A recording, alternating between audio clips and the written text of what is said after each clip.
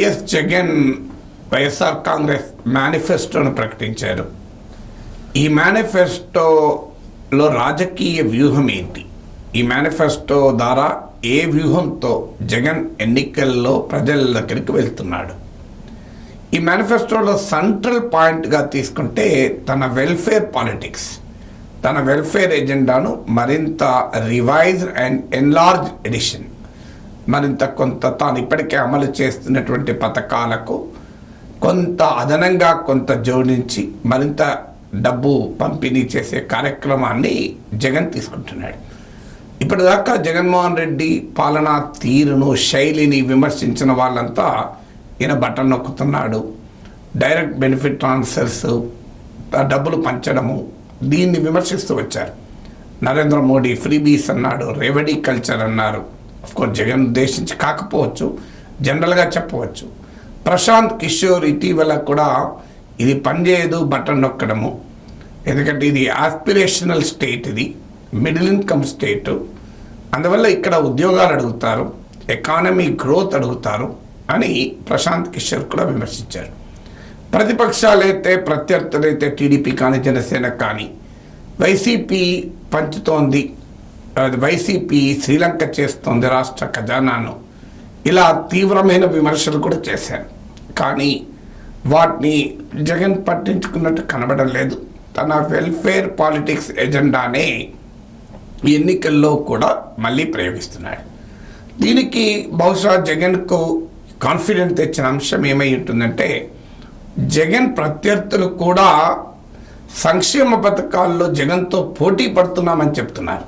ఒకవైపు ఏమో జగన్ పాలిటిక్స్ను విమర్శిస్తూ ఈయన పథకాలు తప్ప ఏమీ లేవు అంటూనే, మేము సూపర్ 6 అంటూ అంతకన్నా ఇంకా ఎక్కువ ప్రజలకు డబ్బిస్తాం అంటూ చంద్రబాబు నాయుడు చెప్తున్నాడు.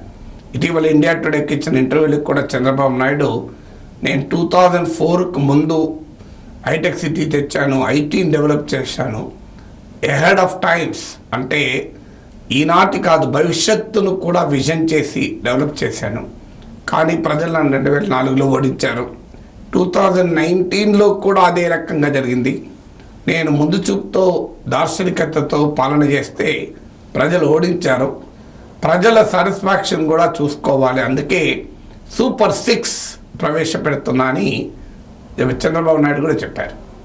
సో అందువల్ల జగన్మోహన్ రెడ్డి వాలంటీర్ వ్యవస్థను ప్రవేశపెడితే ముందు విమర్శించిన ప్రత్యర్థులు తర్వాత మేము వాలంటీర్లకు ఇంకెక్కువ జీతాలు ఇస్తామంటూ మొదలుపెట్టారు.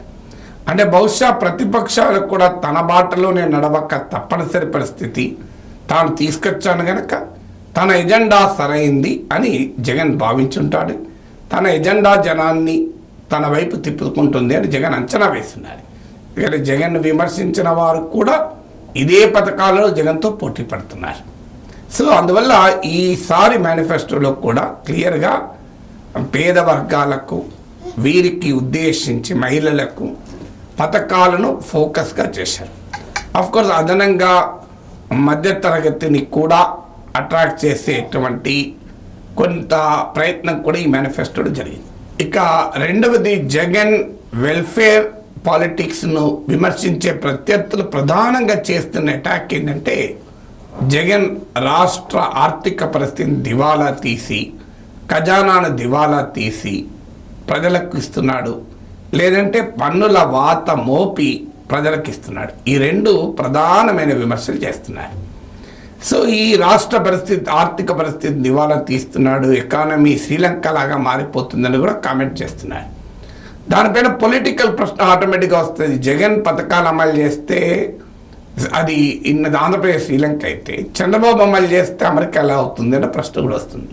దానికి చంద్రబాబు నాయుడు వివరణ ఏంటంటే, తాను సంపద సృష్టించడం తెలిసిన వాణి కనుక తాను సంపద సృష్టించి ప్రజలకు సంక్షేమాన్ని అందిస్తాను. ఇది చంద్రబాబు జగన్కు వెల్ఫేర్ పాలిటిక్స్కు, తన వెల్ఫేర్ పాలిటిక్స్కు ఉన్న తేడా.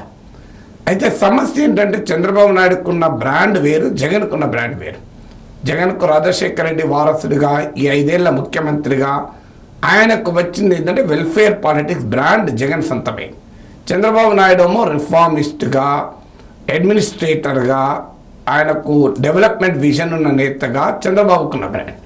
కానీ జగన్ బ్రాండ్తో చంద్రబాబు పోటీ పడుతూ దానికి ఒక కొత్త యాంగిల్ ఏం యాడ్ చేస్తున్నాడంటే, తాను సంపద సృష్టిస్తున్నాను, జగనేమో అప్పులు చేస్తున్నాడు, జగనేమో ప్రజలపైన భారాలు మోపుతున్నాడు అనేది ప్రధానమైన విమర్శ. దీన్ని ఈ మేనిఫెస్టో ప్రవేశపెట్టే సందర్భంగా వివిధ స్టాటిస్టిక్స్తో జగన్ కౌంటర్ చేశారు.